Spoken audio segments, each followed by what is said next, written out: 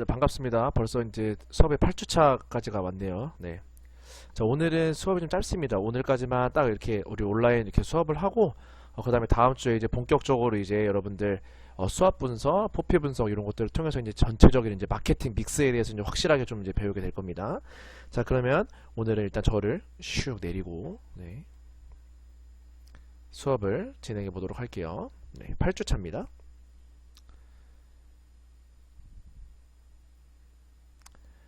네, 드디어 이제 46페이지 보시면 이제 마케팅 전략에 대한 수업을 이제 우리는 하게 될 겁니다.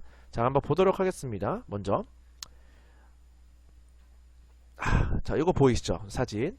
자, 요거 보시면은 그쵸? 포크에 지금 라면인지 스파게티인지 뭔지 모르겠는데, 네, 요게 이제 이렇게 지금 이렇게 찝은 모양인데, 지금 왼쪽 같은 경우는 이제 이렇게 집어서 이렇게 세로로 들면은 다 떨어지죠? 면발이. 자, 근데 요렇게 이 포크의 모양을 이렇게 좀 지그재그로 만들어 놓으면 이 면발이 떨어지지 않는다라는 이런 좀 좋은 아이디어를 좀 가지고 있는 거죠. 신기했어요, 저도. 네, 그다음에 두 번째입니다. 형광펜인데요. 네, 형광펜인데 보통 이제 여기가 이렇게 딱 까맣게 칠해져 있잖아요, 같이. 그래가지고 이제 어디를 칠하는지 잘 안 보이는데 이런 새로운 아이디어죠. 네, 이런 것들은. 그래서 이제 여기가 이제 이렇게 뚫려 있어서 이렇게 어디에 내가 지금 형광펜을 칠하는지 이렇게 보이는 좀 이런 아이디어 상품들이 좀 나오기도 합니다. 네, 여러분들 나중에 이제 이런 아이디어를 좀 만들어야 되기 때문에 제가 좀 미리 보여드리는 거예요. 자, 그 다음에 보시면, 자, 요거는 뭐냐면은 좀 신기하죠. 뭐 같아요? 요거는 저도 처음엔 보고 몰랐습니다. 공원이죠. 자, 이건 뭐냐면요, 사람이 이렇게 서가지고 이렇게 물을 먹잖아요. 그럼 여기서 강아지가 같이 물을 먹는 겁니다. 네, 이렇게 또 아이디어가 또 있고요. 자, 그럼 요건 뭘까요? 뭔가 뭐 땡겨서 뭐 전구를 키는 것 같긴 한데, 근데 지금 여기 보시면은 여기 위에 그 공기 순환 팬이 있고 전구가 두 개가 같이 있어요. 근데 여기에 이제 키는 이 선이 두 개가 있으면 어떤 게 요선이고 어떤 게 요선인지 헷갈리는 거죠. 그래서 이렇게 아이디어를 낸 거죠. 네. 자, 마지막 하나 보겠습니다. 자, 요거는 무슨 그림일까요? 요거는 어떤 아이디어 상품일까요? 뭐 착착이라고 있는 것 같은데, 일단 참고로 얘기해주면은 요거 만든 사람이 요거 하나로 20억 벌었습니다. 네. 자, 요건 바로 요렇게 샤워기에다가 요렇게 붙이는 거예요. 그래서 샤워 부스나 요런 데다 딱 이렇게 붙을 수 있도록 하는 아이디어 상품이었습니다. 어쨌든 이런 아이디어 상품들 같은 걸 가지고 이제 마케팅을 이제 세워서 제품을 판매를 해야 되는데요. 자, 그러면 그거에 대해서 오늘은 서론만 하도록 하겠습니다. 자, 먼저 마케팅 전략이란 무엇이냐? 우리 이거 저번 시간에 했었어요. 이 전체적인 내용. 네. 이 전체적인 게 이제 그 마케팅을 하는 순서이다라고 얘기를 했었고요. 뭐 환경 분석도 하고 뭐 전략 수립을 해야 된다라는 건데, 우리는 이제 여기를 집중적으로 배워야 된다라는 거죠. 다음 주부터 저희 이제 학교 오면. 자, 그랬을 때 그러면 이러한 마케팅 전략은 어떻게 세우냐? 자, 먼저 이 일선 경영층, 예를 들어 뭐 어떤 뭐 마케팅 부장, 뭐 마케팅 부원, 혹은 이렇게 뭐 회계 부원 이런 데에서의 계획. 그 다음에 중간 경영층, 어떤 뭐 팀장이나 부장들이겠죠. 그 다음에 최고 경영층, 사장이나 부사장, 임원진들을 얘기합니다. 그 사람들이 해야 되는 마케팅 전략실 해야 되는 일들이에요. 여기 써 있는 게. 그래서 사명, 회사명, 목표, 포트폴리오, 전략적 사업단위 이런 것들을 꼭 결정을 요 사람들이 하고, 그게 결정이 나면 기업의 목표 성취를 위해서 전략과 전술 개발을 이제 요 아래 사람들이 합니다. 그 다음에 실제로 일하는 사람들은 이제 행동 지침, 어떤 식으로 일을 해야겠다, 어떻게 플랜을 짜야겠다라는 걸 요 사람들이 하는 거죠. 그러면 두 번째, 마케팅 전략을 이제 수립시키는 과정인데요. 4가지 단계로 되어 있습니다. 먼저 기업의 사명, 회사의 이름을 선정을 하고, 그 다음에 목표를 설정을 하고, 그 다음에 포트폴리오를 작성하고, 마지막으로 전략적 사업 단위를 구축하게 됩니다. 한 가지씩 보도록 하겠습니다. 자, 먼저 기업의 회사명을 선정할 때는요, 4가지 기준을 가지고 해야 돼요. 먼저 시장 지향적이냐, 두 번째 실현 가능성이 있는 거냐, 세 번째 환경에 잘 적응되는 거냐, 네 번째 동기 유발이 확실한 거냐. 네, 이렇게 4가지의 기준을 좀 잘 보셔야 되고요. 그 다음에 기업의 목표 설정할 때는 또 다시 네 가지가 필요합니다. 구체적이어야 되고 목표가 계량적이라는 말은 숫자로 가능해야 된다는 거죠. 연매출 몇십억 이런 식. 그 다음에 현실성이 있냐 없냐. 그 다음에 지속 가능하냐 안 하냐. 그 다음에 일관성이 있냐 없냐를 잘 확인을 하셔야 됩니다. 여기에 추가로 조금 더 설명을 해드리자면 기업의 목표를 설정할 때 단계적 기업 목표 설정 순서가 있는데 일단 전반적인 우리 회사의 사업 목표를 정해요. 그 다음에 구체적으로 정하고 그 다음에 또 그 안에서 마케팅 전략을 또 짜는 거예요. 점점 작아지는 거긴 한데요. 네, 이렇게 내려간다라는 거죠. 그 다음에 사업 포트폴리오를 작성하는데 요거는 일단 넘어갈게요. 자, 그 다음에 이제 마지막 전략적 사업 단위를 구축을 시켜야 되는데, 자, 여기 한번 보도록 하겠습니다. 제가 가르쳐 잘 안 보이는데요. 이렇게 넘길게요. 네.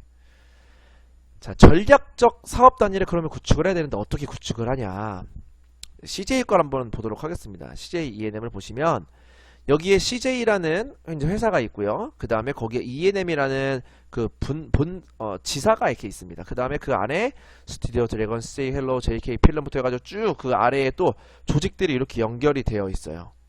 자, 요러한 이렇게 구조적으로 짜여 있는 게 요게 바로 사업 단위입니다. 요거를 어떻게 전략적으로 이렇게 나누어서 이렇게 짜냐, 요게 이제 되게 핵심이라는 거죠. 그래서 이제 이 CJ E&M의 사업 현황을 좀 보시면 뭐 방송 부문, 영화 부문, 음악 부문, 공연 부문 이런 식으로 전략적으로 사업 단위들을 만들어 놓고 얘네들의 매출액과 영업이익, 사업 내용이 어떤 건지 이런 것들을 매번 이렇게 분석을 해서 아까 맨 위에서 얘기했던 그 CEO들과 그쪽 경영진들이 이제 회의를 하고 다시 또 전략을 짜고 하는 거죠. 조금 더 구체적으로 알아볼게요. 이렇게 보시면 됩니다. 기업 전략 수준에서는 어떤 사업을 할까? 맨 위에 있는 CEO들이 이런 생각을 하는 거예요. 그러면 거기 아래에 있는 사업부의 사장들은 그러면은 이러한 우리가 하려고 하는 이런 사업이 경쟁에서 이기는 방법은 뭘까? 조금 더 구체적으로 이제 고민을 하는 거죠. 그 다음에 거기 안에서 일하는 좀 이런 사원들은 어떻게 하면 그럼 가장 효과적이고 효율적으로 우리가 업무를 처리할 수 있을까? 이러한 고민들을 하는 거예요. 그래서 이런 식으로 구조적으로 이렇게 회사가 되어 있는 것들. 자, 이런 것들이 전략적 사업 단위를 구축을 하는 겁니다. 자, 이렇게 해서 지금 우리 간단하게 한번 알아봤고요. 네, 마지막으로 정리할게요. 그럼 이러한 전략적 사업 단위 구축의 특징은 뭐냐? 하나의 사업 단위, 아까 맨 처음에 CJ 크게 하나 있었죠? 그 다음에 특정 목표나 사명, 그리고 경쟁자가 존재를 해야 되고요. 책임 있는 경영자가 운영을 해야 되고 독자적인 사업 계획을 가지고 있어야 된다. 그래서 전략적 사업 단위의 특징은 거의 이제 대기업에 좀 많이 가지고 있다고 좀 보시면 됩니다. 네, 그렇게 좀 이해를 하시면 될 것 같고요. 이렇게 해서 지금 우리 마케팅 전략 수립 과정은 간단하게 이렇게 네 가지 순서로 좀 알아봤어요. 오늘 수업은 솔직히 여기서 끝이거든요.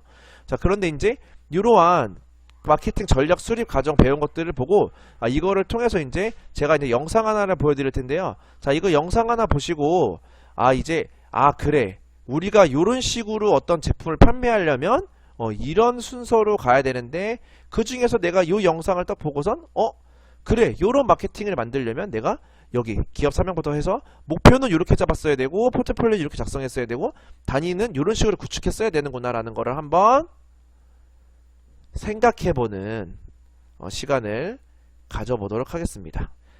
그럼 영상 보여드릴게요. 도쿄올림픽이 코로나 바이러스로 인해 1년 연기되었고 이제 개막이 100일도 남지 않았습니다. 하지만 일본 내 확진자 수는 점점 늘어나고 있고 최근 긴급 사태까지 선언한 상황이죠. 이로 인해 도쿄올림픽의 공식 후원사인 여러 기업들도 노심초사하고 있습니다. 이 기업들은 약 600억 원의 스폰서 비용을 내고 올림픽 관련 마케팅에 독점적 권한을 가지고 있죠. 예를 들어 기록 측정은 오메가가 독점하고 선수촌에선 비자 카드로만 결제가 가능하며 올림픽 에디션 4는 삼성전자만 낼 수 있는 시기입니다. 하지만 투자 대비 홍보 효과를 현실적으로 기대하기 어려운 상황이죠. 오늘은 MVC 마케팅에 대해 살펴볼 예정인데 MVC 마케팅은 과연 무엇일까요? 2012년 런던 올림픽 당시 선수들 사이에선 잇 아이템이 있었는데 바로 비치바이들의 헤드폰이었습니다. 비치바이들에는 당시 올림픽 공식 스폰서는 아니지만 영국 팀을 위해 영국 국기가 그려진 스페셜 에디션을 선수들에게 지급했죠. 근데 영국 선수들 뿐만 아니라 다른 국가의 선수들 역시 약속이나 한 듯 비치바이 드레를 쓰고 있었습니다. 이러한 배경에는 비치바이 드레의 엠부시 마케팅 전략이 숨어 있었는데 선수단이 머무는 숙소 근처 쇼디치 지역에 비치바이 드레 체험존을 설치, 각 국가의 선수단을 인비테이션 올리로 초대한 거예요. 선수들은 제품 설명과 더불어 국기가 그려진 헤드폰을 선물 받았는데 패션 아이템처럼 디자인이 예뻤고 노이즈 캔슬링 기능도 있어서 시합 전에 집중하기에도 좋은 제품이었습니다. 그래서 선수들은 너나 할 것 없이 이 헤드폰을 착용하고 등장했으며 그로 인해 비치바이들의 판매 대수는 42%, 연매출은 116% 상승하는 효과를 거둡니다. 이처럼 엠부시 마케팅은 공식 스폰서가 아닌 기업이 공식 스폰서인 것처럼 위장해서 그 효과를 노리는 전략입니다. 사실 런던 올림픽 비디오 및 오디오 장비의 공식 스폰서는 파나소닉이었어요. 당시 파나소닉이 스폰서 비용으로 낸 금액은 약 900억 원이었다고 합니다. 하지만 마케팅 효과는 비치바이 드레가 훨씬 컸으니 파나소닉을 비롯해 기타 공식 스폰서들의 항의가 끊이질 않았고 결국 국제올림픽위원회 IOC는 관련 규정인 룰 40를 강화할 수밖에 없게 됩니다. Rule 40 was created to protect official Olympic sponsors who spend tens of millions of dollars for exclusive marketing rights. 이 법에 의해 비후원 브랜드들은 올림픽 기간 동안 위의 단어들을 사용할 수가 없습니다. 올림픽을 연상케 하는 그 어떤 마케팅 활동도 금지함으로써 공식 스폰서들의 권리를 보호해주는 거죠. 이 법을 어길 시 기업은 벌금 등의 처벌을 받게 되고 선수의 경우에도 비후원 브랜드로부터 협찬을 받아 SNS에 포스팅할 경우 메달을 박탈당할 수도 있습니다. 하지만 룰 40가 제대로 정립되고 강화되기 전에 기업들은 올림픽 시즌이 되면 엠부시 마케팅을 펼쳐왔죠. 1984년 LA 올림픽 때 코닥은 성인 선수들 대신 아이들로 올림픽 종목을 연기한 광고를 찍었죠. 당시 공식 스폰서는 후지 필름이었음에도 불구하고 광고를 본 이들은 코닥으로 오인합니다. 코닥은 단지 미국 팀의 스폰서였을 뿐인데. 그리고 2012년 런던 올림픽 때 나이키 역시 엠부시 마케팅을 펼쳤는데 런던 올림픽이라는 단어를 사용할 수 없다는 규정을 피해서 세계 곳곳에 존재하는 다른 런던 지역을 돌아다니며 광고를 찍었습니다. 이곳은 영국의 런던이 아닌 남아프리카 런던, 자메이카 런던, 미국 오하이오주의 런던, 캐나다의 런던 등이었지만 소비자들은 자연스럽게 런던과 나이키를 연결지었고 런던 올림픽의 공식 스폰서는 당연히 나이키인 줄 알았어요. 하지만 당시 공식 스폰서는 아디다스였습니다. 런던 올림픽 당시 비치바이 드레와 나이키 등의 브랜드가 엠부시 마케팅으로 재미를 보자 IOC는 공식 스폰서들의 권리를 위해 룰 40를 강화할 수밖에 없었죠. 하지만 룰 40가 브랜드가 아닌 선수들의 권리마저 지나치게 제한한다는 비난이 있었습니다. 올림픽 공식 스폰서가 아니더라도 선수들은 후원을 받게 해줘야 한다는 거였죠. 그래서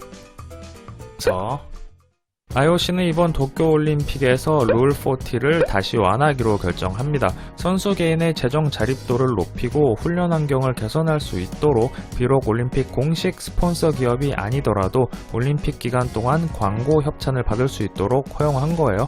이로 인해 비후원사의 광고에도 출연할 수 있으며 1회에 한해 자신의 SNS에 개인 후원사를 포스팅할 수 있게 되었습니다. 저는 IOC의 이런 결정으로 인해 이번 도쿄올림픽에서 창의적인 엠부시 마케팅이 펼쳐질 것으로 기대했습니다. 엄청난 금액을 들여서 올림픽 공식 스폰서가 되지 않더라도 참가 선수 모두를 올림픽 마케팅에 활용할 수 있게 되었기 때문이에요. 그래서 예전부터 이번 컨텐츠의 제목도 이렇게 정했는데 현재 개막조차 불투명하네요. 아쉬운 마음을 달래며 도쿄올림픽 비후원 기업 펠로톤이 준비한 엠부시 광고를 함께 보시며 마무리하겠습니다.